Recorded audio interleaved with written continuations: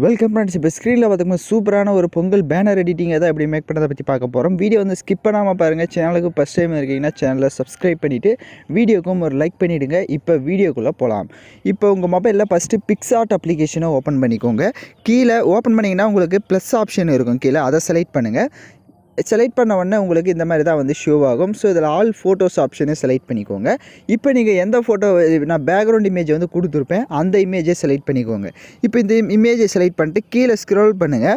Scroll பண்ணிங்க அப்படின்னா add இமேஜ்னு இருக்கும், அதை செலக்ட் பண்ணுங்கள். இப்போ நீங்கள் எந்த ஃபோட்டோ வச்சு எடிட் பண்ணலான்னு இருக்கீங்களோ அந்த ஃபோட்டோ வந்து பேக்ரவுண்ட் எரேஸ் பண்ண ஃபோட்டோவாக செலக்ட் பண்ணிக்கோங்க. உங்களுக்கு உங்களோட ஃபோட்டோஸை பேக்ரவுண்ட் எரேஸ் பண்ண தெரியல அப்படின்னா ஆல்ரெடி பேக்ரவுண்ட் எப்படி எரேஸ் பண்ணணும்னு வீடியோ போட்டிருக்கேன். வீடியோட லிங்க் டிஸ்கிரிப்ஷனில் கொடுத்துருக்கேன். அந்த வீடியோ பார்த்து நீங்கள் உங்களோட ஃபோட்டோஸை வந்து பேக்ரவுண்ட் எரேஸ் பண்ணிக்கோங்க. இப்போ நான் ஆல்ரெடி எரேஸ் பண்ணி வச்சுருக்க ஃபோட்டோவே செலக்ட் பண்ணிக்கிறேன். ஸோ ரொம்ப சிம்பிளாக தான் இருக்கும். அதனால் வீடியோஸ் வந்து நீங்கள் ஸ்கிப் பண்ணாமல் ஃபுல்லாக பாருங்கள். அப்போ தான் கரெக்டாக உங்களால் மேக் பண்ண முடியும்.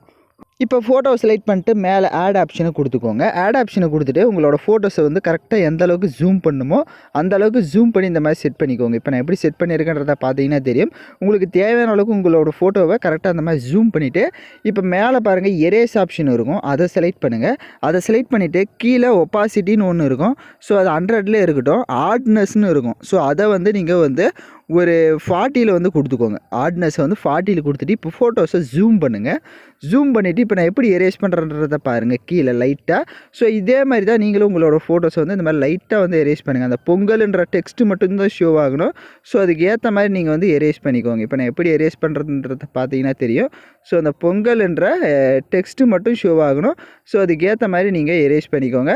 வேணும் அப்படின்னா அந்த மாடோட பிக்சரும் தெரியணும் அப்படின்னா அதுக்கும் லைட்டாக அந்த மாதிரி எரேஸ் பண்ணிக்கோங்க. இப்போ நான் எப்படி எரேஸ் பண்ணியிருக்கேன்றனோ அதே மாதிரி தான் லைட்டாக வச்சு நீங்கள் எரேஸ் பண்ணணும். இப்போ எரேஸ் பண்ணிவிட்டு இப்போ பார்த்தீங்க அப்படின்னா உங்களுக்கு ஆல்மோஸ்ட் கொஞ்சம் கரெக்டாக இருக்கும். இப்போ மேலே டிக் ஐகானை கொடுத்துக்கோங்க. உங்களுக்கு எவ்வளோ பெரிய பிக்காக இருந்தாலும் நான் இப்போ எப்படி எரேஸ் பண்ணணும் அந்த மாதிரி எரேஸ் பண்ணிக்கோங்க. இப்போ டிக் ஆப்ஷனை கொடுத்துட்டு கீழே ஸ்க்ரோல் பண்ணுங்கள். அட்ஜஸ்ட்மெண்ட் இருக்கும், அதை செலக்ட் பண்ணுங்கள். அதில் கான்ட்ராஸ்ட்டை செலக்ட் பண்ணிட்டு அதை கொஞ்சம் இன்க்ரீஸ் பண்ணுறதா இருந்தால் உங்கள் ஃபோட்டோஸ்க்கு இன்க்ரீஸ் பண்ணிக்கலாம். அடுத்து ஸ்டேச்சுரேஷன் இருக்கும், அதையும் வந்து இன்க்ரீஸ் பண்ணுறதா இருந்தால் உங்கள் ஃபோட்டோஸ்க்கு இன்க்ரீஸ் பண்ணிவிட்டு இப்போ டிக் ஐகானை கொடுத்துருங்க. எகைன் இன்னொரு டிக் ஐகானை கொடுத்துட்டு மேலே ஒரு டவுன்லோட் ஐகான் இருக்கும், அதை கிளிக் பண்ணி உங்களோட ஃபோட்டோஸை வந்து நீங்கள் டவுன்லோட் பண்ணிக்கோங்க. இப்போ நம்ம நெக்ஸ்ட்டு வந்து இன்னொரு அப்ளிகேஷனில் எடிட் பண்ண போகிறோம். அது என்ன அப்ளிகேஷன்னா ஸ்னாப்சீடு. ஸோ உங்கள் மொபைலில் இப்போ ஸ்னாப்சீடு அப்ளிகேஷனை ஓப்பன் பண்ணிக்கோங்க.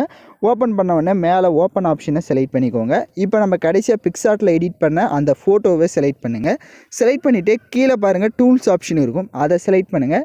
ஹெச்டிஆர் ஸ்கேப்னு ஒரு ஆப்ஷன் இருக்கும், அதை செலக்ட் பண்ணிவிட்டு கீழே உங்களுக்கு 4 எஃபெக்ட் இருக்கும். இந்த 4 எஃபெக்டில் உங்களுக்கு எந்த எஃபெக்ட் வேணுமோ நீங்கள் அந்த எஃபெக்டை கூட ஆட் பண்ணிக்கோங்க.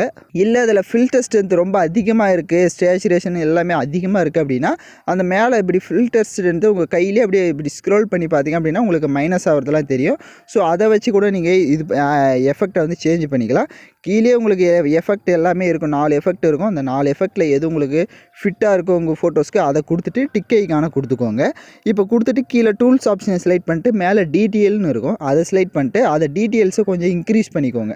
ஏன்னா டீட்டெயில்ஸ் பார்க்குறதுக்கு அப்போ தான் நல்லாயிருக்கும். இந்த மாதிரி இன்க்ரீஸ் பண்ணிவிட்டு எகைன் டிக் ஐகானை கொடுத்துருங்க. எகைன் டூல்ஸ் ஆப்ஷனை செலக்ட் பண்ணிட்டு மேலே டியூன் இமேஜ்னு இருக்கும், ஃபஸ்ட்டு அதை செலக்ட் பண்ணிவிட்டு இதில் வந்து உங்களுக்கு ஸ்டேச்சுரேஷனை கம்மி பண்ணுறதா இருந்தால் கம்மி பண்ணிக்கலாம். அப்புறமா மீதி செட்டிங்ஸ் எல்லாமே இதில் வந்து உங்களுக்கு தேவையான செட்டிங்ஸை நீங்கள் வந்து இதில் வந்து கரெக்டாக வந்து பார்த்துக்கோங்க.